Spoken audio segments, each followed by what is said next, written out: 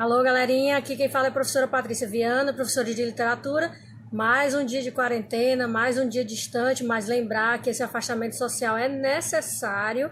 E enquanto isso, a gente vai falando aqui um pouco de literatura para vocês e dando continuidade ao tema de ontem. A gente vai falar da prosa medieval. Começamos pela poesia, falamos das cantigas medievais e hoje a gente vai falar da prosa. Geralmente, quando a gente fala da prosa, a gente começa logo pelas novelas de cavalaria, né? Mas aí eu vou conversar com vocês a respeito de outros textos em prosa que também foram publicados nesse período, tá certo?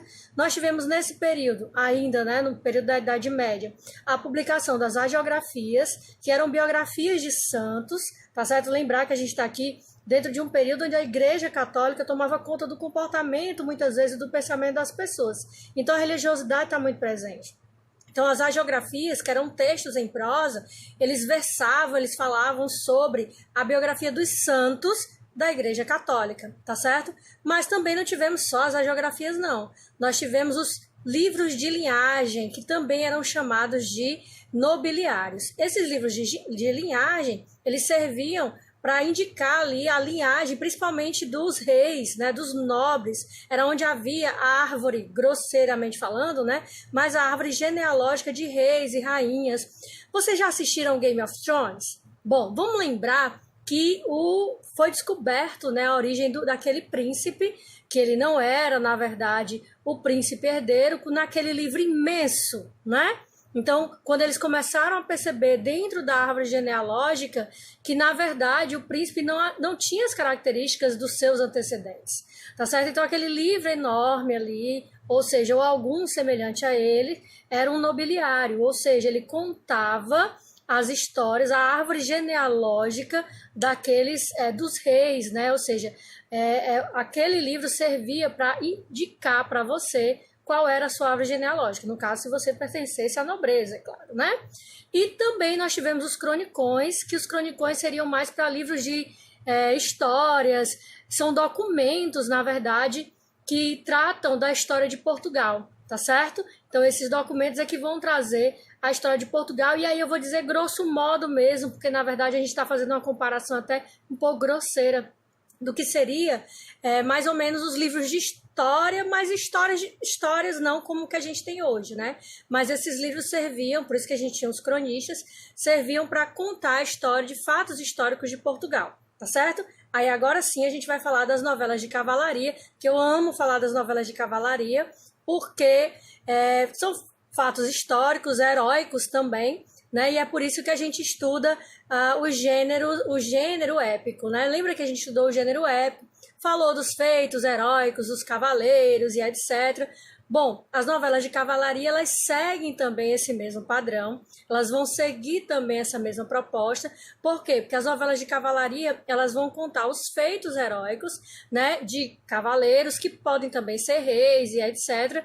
E, de alguma forma, elas vão trazer a história desse povo. No tocante às novelas de cavalaria da Idade Média, elas trouxeram para a modernidade, né? Elas influenciaram, na verdade, o romance moderno. Esse romance moderno em que a gente tem os cavaleiros, em que a gente tem as pessoas que lutam por um ideal, tá certo? Pessoas que, de alguma forma, trazem um ideal cavaleiresco, né? E detalhe, o cavaleiro ele tem características muito peculiares, não pode ser qualquer um. Lembrando ali o herói que nós já conversamos em sala de aula, né? Então ele é honrado, ele é temente a Deus, ele é uma pessoa escolhida, como era também quando falamos do herói num período, né, no gênero épico, quando falamos de epopeia.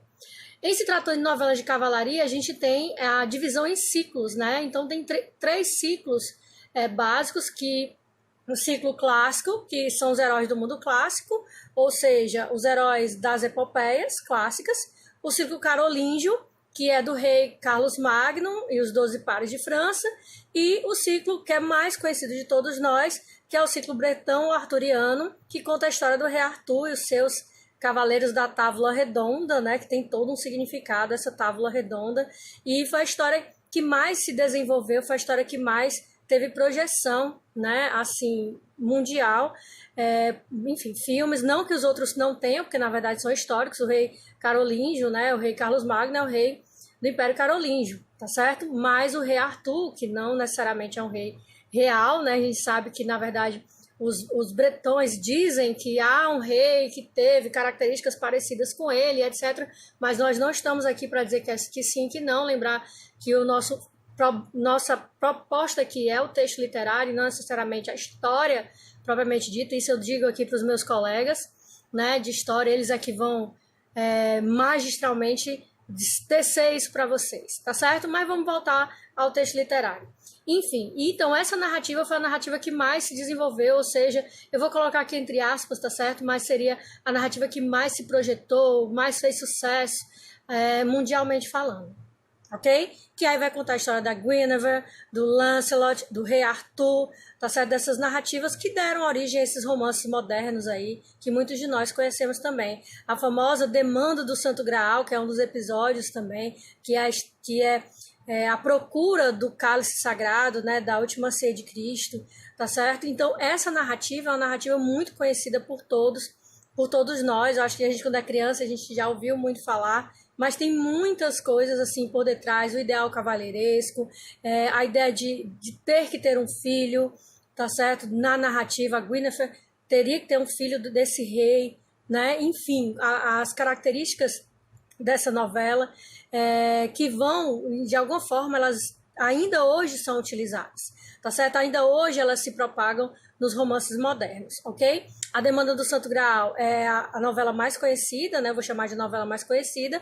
E é interessante notar que as novelas de cavalaria, elas fizeram tanto sucesso, tipo, muito sucesso, como hoje a gente tem os sucessos nas séries de TV. Vocês sabem que eu sou uma seriadora, assim, que amo série, não vou mentir, vocês sabem disso, quem é meu aluno sabe disso. E fez tanto sucesso, que tudo na vida, né, tem o ônus e o bônus, né? E o ônus também foram críticas, né? Muitas pessoas criticaram esse excesso de consumismo das pessoas pelas novelas de cavalaria.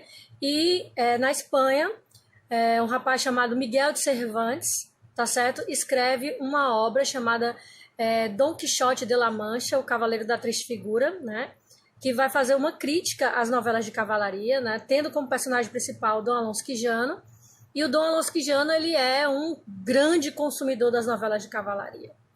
E coloca-se ele como um louco, né? E o Sancho Panza como que vai trazer para a realidade, enfim. Mas, na verdade, o que foi que aconteceu com Miguel de Cervantes, né? Essa obra tem 2 partes, inclusive. Ele acaba uma obra que trouxe a ideia de crítica, né, para as novelas de cavalaria, e ele acabou criando uma outra novela de cavalaria, né? Lá na UFC eu lembro, quando a gente falou sobre isso, logo no início da faculdade, o professor ele deu um tiro no pé, porque ele foi fazer uma crítica e ele acabou fazendo uma outra novela de cavalaria. O meu professor, na época, na disciplina de teoria literária. E porque a ideia não era fazer uma novela de cavalaria, sim criticar a novela de cavalaria. Tá certo? E aí você deve se perguntar, tem consequências na atualidade essas novelas de cavalaria? Gente, tudo no passado tem consequências no presente, isso é fato. Eu falei para vocês que as novelas de cavalaria, elas ajudaram nesse contexto do romance moderno, mas a gente tem aqui no Ceará, por exemplo, no Nordeste, não vou falar no Ceará, mas no Nordeste como um todo, a literatura de cordel, que tem uma influência muito grande dessas novelas, mas não necessariamente eu estou dizendo que a literatura de cordel vai ser em prosa, mas essas narrativas heróicas, né, trazidas pelas novelas de cavalaria, elas vão ser versadas, ou seja, elas vão ser transmitidas na literatura de cordel, nos poemas de cordel, tá certo? Então, muitos cordelistas, né, eles vão trazer essas histórias de cavaleiros também. Certo? E lembrar que o cordel tem a questão do repente, tem a questão daquela disputa, né, de rima, enfim, que aqui no Nordeste é tão característica também. E aí você deve se perguntar, mas como é que vocês sabem tudo isso? Como é que tem todas essas notícias, né? Desde a poesia até a prosa, enfim. Pois é, gente, a poesia, por exemplo, ela foi compilada em cancioneiros, né? Os cancioneiros, eles foram fundamentais, inclusive as universidades, a maioria das universidades que tem o curso de letras, eles têm os cancioneiros compilados de maneira microfilmada, né, por eles que a gente dá um jeito de estudar, ou pelo menos conhecer, já que a linguagem não é uma linguagem comum, né, cotidiana. E a gente tem 3 cancioneiros fundamentais ou principais, que é o Cancioneiro da Ajuda, e os nomes são indicados pelos lugares onde eles estão, né? Então, o Cancioneiro da Ajuda, que está na Biblioteca da Ajuda, que é uma... a salvo engano, é uma... como é que eu posso dizer para vocês? Não, como se fosse num Palácio da Ajuda, ele é no Palácio da Ajuda, mas aí eu vou corrigir qualquer coisa no vídeo mesmo. E o Cancioneiro da Biblioteca Nacional e o Cancioneiro da Vaticana, que está na Biblioteca do Vaticano. Então, são nesses lugares em que a gente encontra essas narrativas que servem de estudo, né, comprovatório, para a gente comprovar para vocês que tudo isso aconteceu, tá certo? Então, a gente não vai falar de nada que não esteja realmente comprovado, né? Todas as teorias e etc. Depois das novelas de cavalaria, a gente dá início a uma fase de transição, que é o humanismo, que é no próximo vídeo. E tem uma história muito legal que eu sempre conto, quando eu dava aula no 9º ano, eu sempre contava, que era a história da Inês de Castro. Eu não sei se eu vou contar para vocês, porque o vídeo é curto, mas é uma história muito legal, que a história real, talvez, enfim, quem sabe, né? Bom, vocês estão vendo que eu tô com a minha blusa aqui da Sandy e do Júnior, porque hoje à noite, às 19 horas, a gente tem o festival Fica em Casa, que muitos artistas aderiram. É um festival para ficar em casa mesmo, tá certo? E a Sandy vai ser a primeira a cantar, e é claro que eu vou estar linda e loira lá, ouvindo ela e o Lucas Lima e outros autores também, outros cantores, aliás, também. Tá uma galera muito legal fazendo isso, e a gente precisa ficar em casa, afinal de contas, o vírus não tá brincando, ele não vai escolher se é você ou se é eu que ele vai realmente, né, contaminar, então vamos ficar em casa. Enquanto isso, a gente se encontra por aqui. E se vocês quiserem perguntar alguma coisa, pode perguntar no direct, enfim. E para os meus alunos que tem, a gente tem os grupos no WhatsApp, pode perguntar também, que eu posso até demorar a responder, mas enfim, eu sempre respondo. Beijo e até o próximo vídeo.